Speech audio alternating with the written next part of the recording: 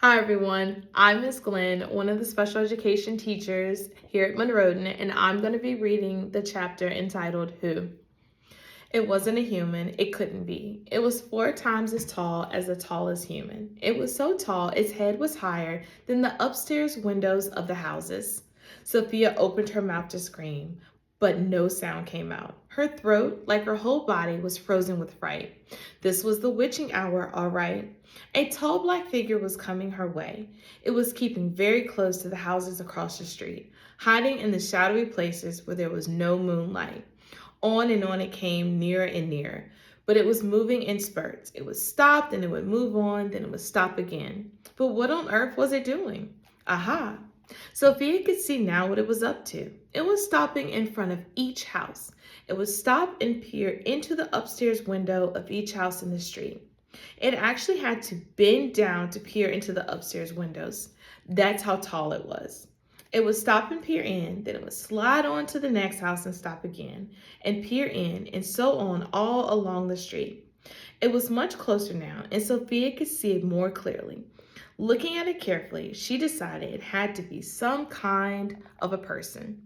Obviously, it was not human, but it was definitely a person. A giant person, perhaps. Sophia stared hard across the misty moonlit street. The giant, if that's what it was wearing a long black cloak. In one hand he was holding what looked like a very long, thin trumpet.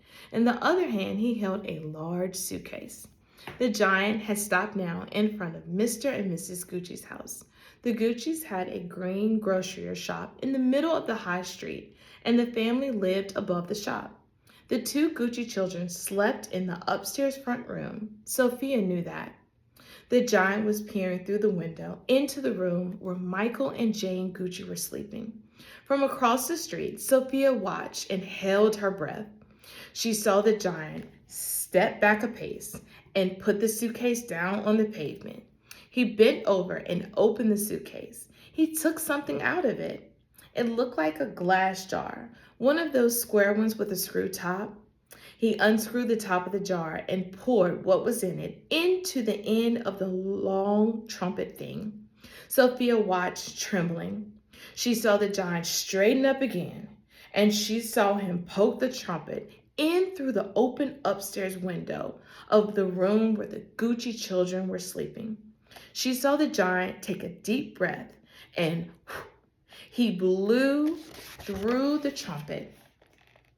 No noise came out, but it was obvious to Sophia that whatever had been in the jar had now been blown through the trumpet into the Gucci children's bedroom. What could it be? As the giant withdrew the trumpet from the windows and bent down to pick up the suitcase, he happened to turn his head and glance across the street. In the moonlight, Sophia caught a glimpse of an enormous, long, pale, wrinkly face with the most enormous ears. The nose was as sharp as a knife, and above the nose were 2 bright, flashing eyes, and the eyes were staring straight at Sophia. There was a fierce and devilish look about them. Sophia gave a yelp and pulled back from the window. She flew across the dormitory and jumped into her bed and hid under the blanket. And there she crouched, still as a mouse and tingling all over.